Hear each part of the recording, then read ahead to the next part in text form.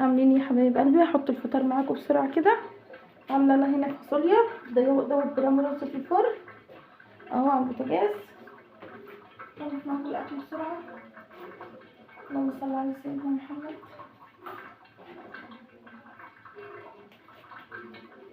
اللهم صل على بسم الله الرحمن الرحيم. انا هغرب بطبق كبير عشان المغربه هتاخد طبعا مش هتنجزني. انا هحط الطبق بسرعه كده. احط الطبيخ في اهو. بسم الله الرحمن الرحيم. طبق فاصوليا اهو يا حبيب قلبي. طبق فاصوليا في منتهى الجمال. بسم الله الرحمن الرحيم. اللهم صل على سيدنا محمد. انا بغرب بالطبق صغير عشان المغرفه طبعا مش هتنجز معايا، هتاخد شويه وكده ما بتاخدش كميه، فانا بنجز في وقتي. طبعا طب الطبق التاني اهو. اشيل بس الحله دي كده. بسم الله الرحمن الرحيم. الفراخ اهي. بسم الله الرحمن الرحيم. اللهم صل على سيدنا محمد. احط الطبق كده هنا. الفراخ لسه هطلعها في الصينيه. اللهم صل على سيدنا محمد.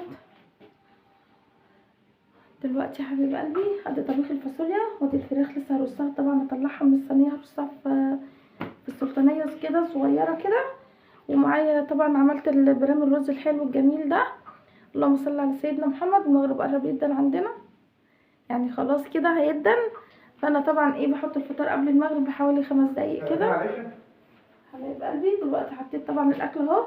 لسه في لسان عصفور برضو هغرفه وطبيخ فاصوليا. وطبعا دي فراخ بلدي اهي ما شاء الله. دي فراخ بلدي. تعالوا كده عشان نشوفها مع بعض اهي. شايفينها؟ يا رب تكون الكاميرا موضحه. دي فراخ بلدي.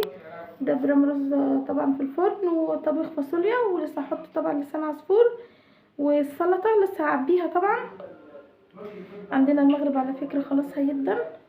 انا بحط الاكل طبعا قبل المغرب بحوالي 5 دقايق، يعني 5 دقايق بالظبط بكون انا مجهزه حتى الاكل، يعني بغرفه قبل المغرب ب5 دقايق.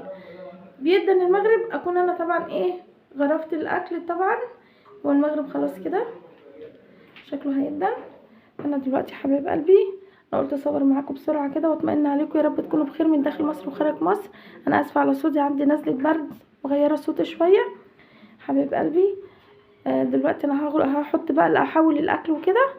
فانا قلت اصور معاكم وانا بغرف الاكل كده. حبايب قلبي ما تنسونيش في اللايكات والاشتراك في قناه هاني من البيت. لايكاتكم حبايب قلبي سبسه لايك وكده حبايب قلبي عشان مش قادره اكمل معاكم كده لحد كده عشان انا طبعا عندي نزله برد. قلت هغرف وانا بحط الاكل معاكم كده بسرعه كده واطمئن عليكم. يا رب تكونوا بخير من داخل مصر وخارج مصر يا حبايب قلبي. واسيبكم دلوقتي في رعايه الله عشان اكمل بقيه الاكل اطلعه بره. كل سنه وحضراتكم طيبين وبخير. يا رب يعود عليكم الايام دايما يا رب بخير وبصحه وبسعاده من داخل مصر وخارج مصر. وتكونوا بخير دايما. كل اللي متابعني يا رب يكون بخير ويعود عليكم الايام كلها بخير وبسعاده يا رب. ودلوقتي حبايب قلبي هختم معاكم الفيديو عشان اطلع الاكل بره. واقول لكم دلوقتي حبايب قلبي استودعكم الله الذي لا يضيع ودائعه. بس اوعوا تنسوا اللايك والاشتراك يا حبايب قلبي في قناه هاني من البيت. لايكاتكم واشتراك يا حبايب قلبي وتفاعلوا على القناه كده. يا رب تكونوا بخير. واقول لكم دلوقتي اختم معاكم الفيديو عشان اطلع الاكل. السلام عليكم ورحمه الله وبركاته.